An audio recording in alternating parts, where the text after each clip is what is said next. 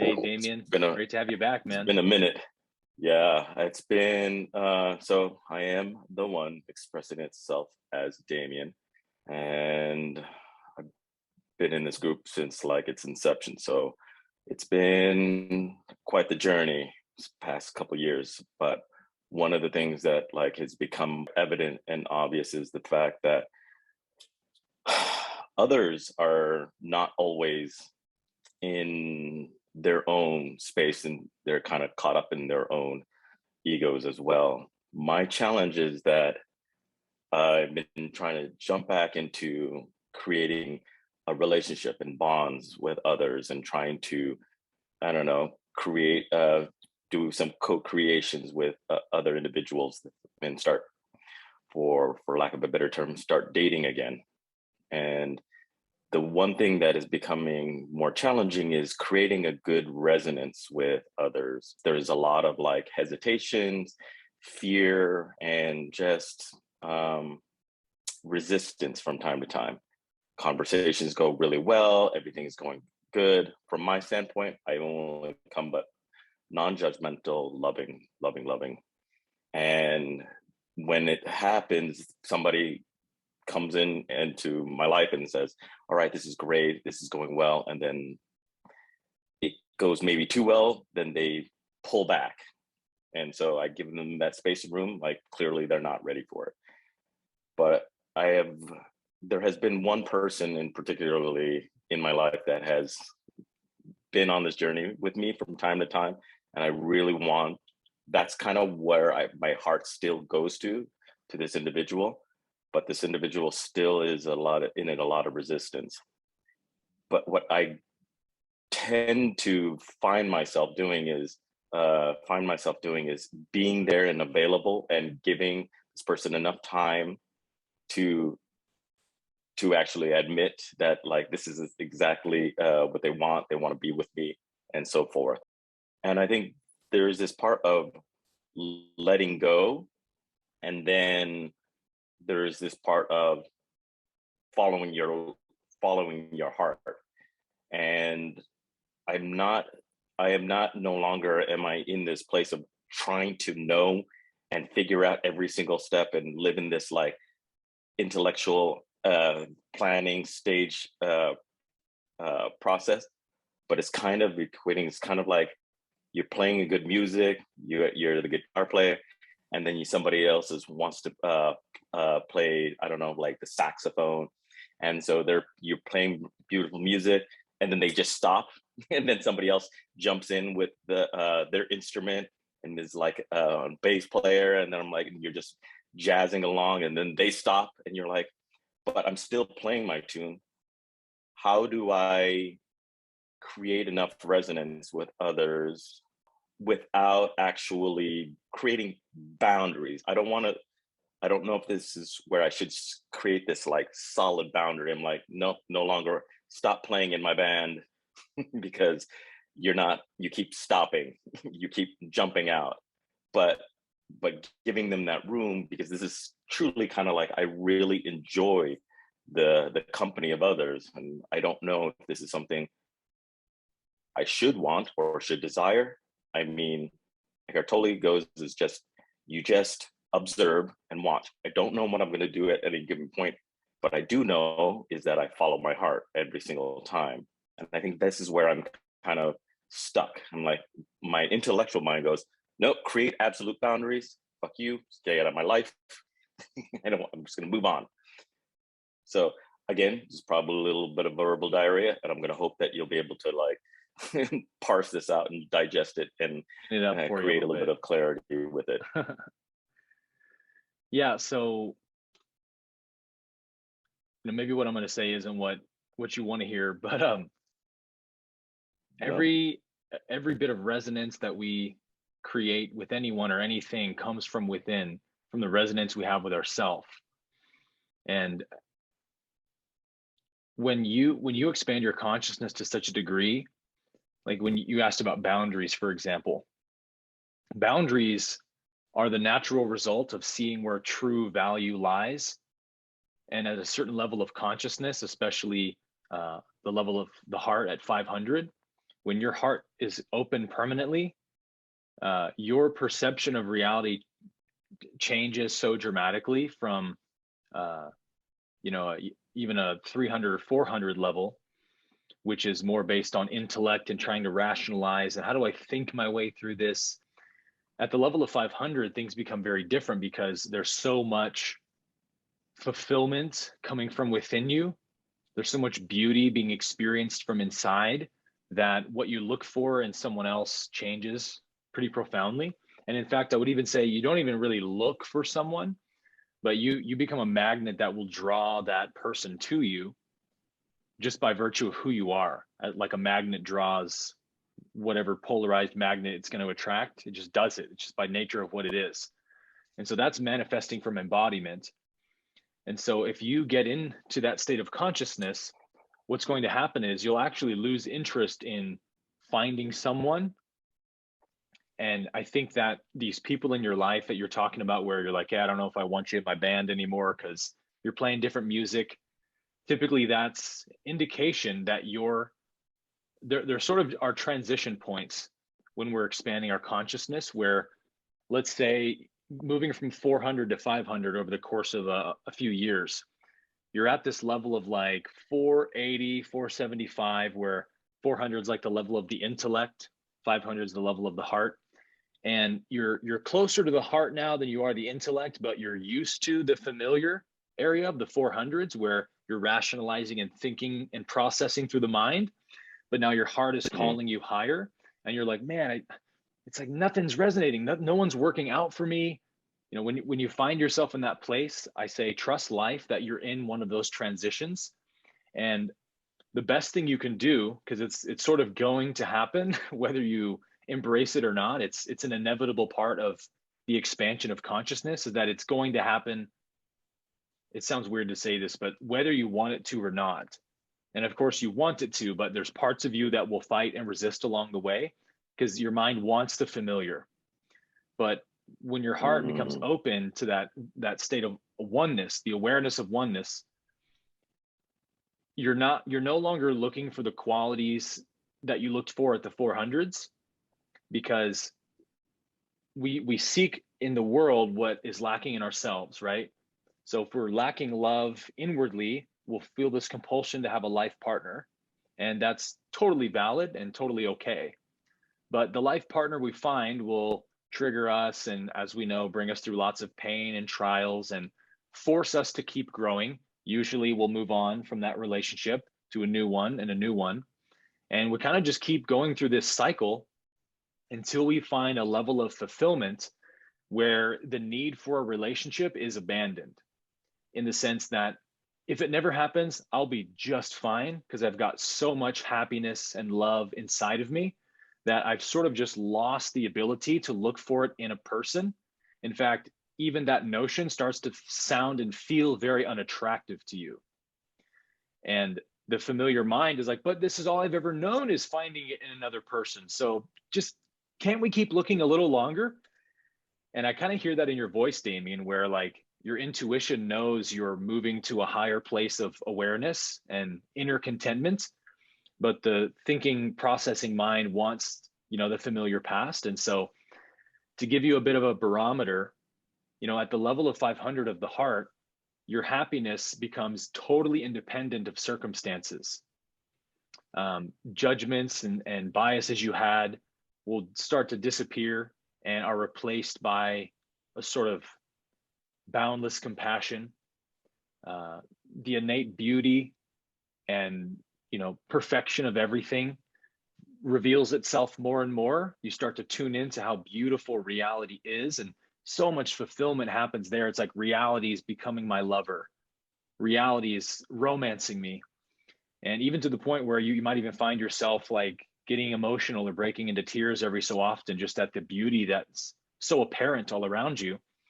And get out of my thoughts see, so right? And any thoughts and feelings, and here's the take home point, any thoughts and feelings that are less than loving are experienced as painful and unwanted.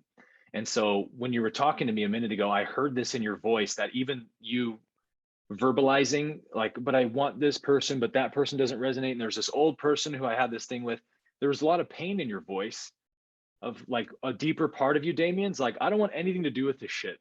I don't want this tug of war between the new and the old person. And what I really want is everlasting fulfillment and love now in myself.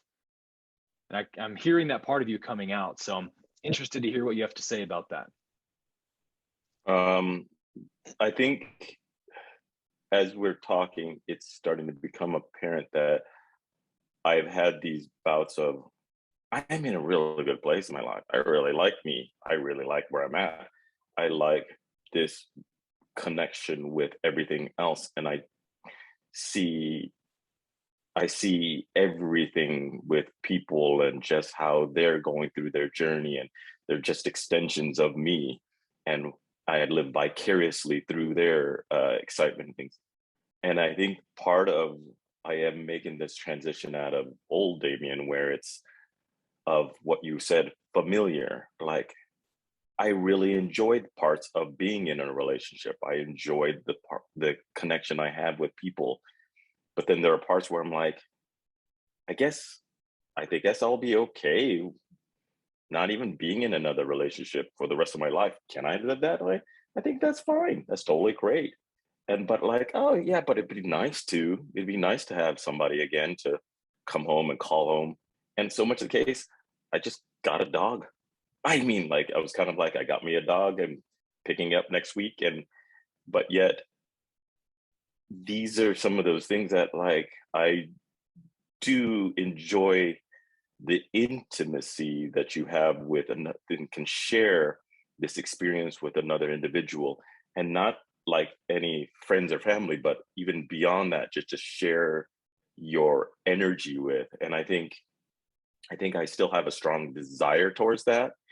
And so my dating isn't anywhere close to like what it used to be, out of just pure, how does this person make me look? How do I look against this person? What is their, our like CVs and resumes look? And so I feel as though maybe I see other people that make these transcendent modes within their lives, that they are completely content and no longer desire even a relationship at all, or a conventional relationship, so to say.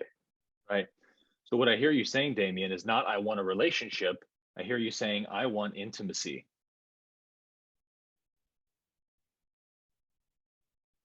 Yeah. Yeah, But I because don't if feel you're, as though I lack it. Do I feel like I lack it? How do I feel like about that word? Yeah, I guess it it just you feels good. feel, there's some remnant of lack, at least, as long as there's any trace of desire to reach for that in a person. Mm, It may be very subtle, and this is how we move through the layers of healing, right? It gets subtler and subtler and subtler. And that's why we need this universe. We need people, we need catalysts to show us, because these aspects of our mind are so subtle that we wouldn't see them without a physical reflection of them. So it's like when I'm missing that former lover, and there's a part of me that's like aching, I know, wait, why is that aching there? There must be a belief in lack. I know for a fact it's not the relationship I really, really want, because as soon as my last relationship stopped being intimate, I left it. So you didn't leave intimacy for the sake of a relationship. You left a relationship for the sake of intimacy. And if you had even a mm, clue, Damien, how, none of us do, including myself, but if you had even a clue how much intimacy you can have with reality, the beauty and perfection of reality in every moment, you would laugh at the idea of chasing it in one single person, because it's just everywhere all around you. And you said something a minute ago. I can't remember exactly how you phrased it, but when you become that level of love, your magnetic field's literally increasing. As we raise our level of consciousness, the power of our field increases. We become so much more attractive to the universe around us. So truthfully, what's funny about people who, that's what it was. You said, do I have I answered the question of like, can I be okay without a relationship? If I never found another intimate relationship, could I be okay with that? That's the letting go we talk about. You hear it in law of attraction teachings all the time. If you want something, let it go, and man, you just attract it so quick, because it's the resistance of the attachment that you're really letting go of. You can't let go of relationships. That doesn't even make sense, right? It's if it's in your karmic destiny, it's going to manifest whether you desire it or not. You can only let go of your attachment and your clinging and needing of a relationship to be fulfilled. So to sit with that question, you said, can I just be okay with the idea of maybe I'll be single forever? And when I can get to the point where that idea brings nothing but peace, there's no resistance left in me, you've just increased your magnetic field even more. And paradoxically, you're actually much more likely to find a healthy relationship. And so there's the paradox of the way spirituality works, right? Is that when you chase it, it runs from you. When you let it go, it comes to you. So I say, we know the song and dance the mind's doing. I need a person, I need a partner, I need intimacy through a person. We've been down that road many times. Just ignore that for a while and work on finding intimacy with yourself, aka with reality, with life. Make God your romance, and just get rid of all resistance to that idea of maybe I'll just be single forever and God will be my lover, my divine lover.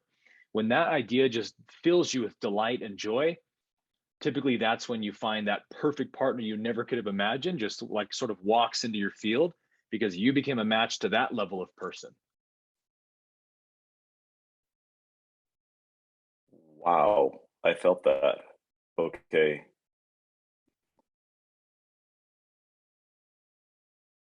Wow, okay.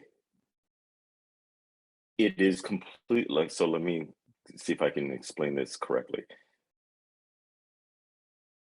Use the music analogy. I've seen this because I remember it's just amazing. I just saw this jazz player playing, and he just played the piano. He just played, but then people would jump in and jump out of as he's playing. He never stopped playing.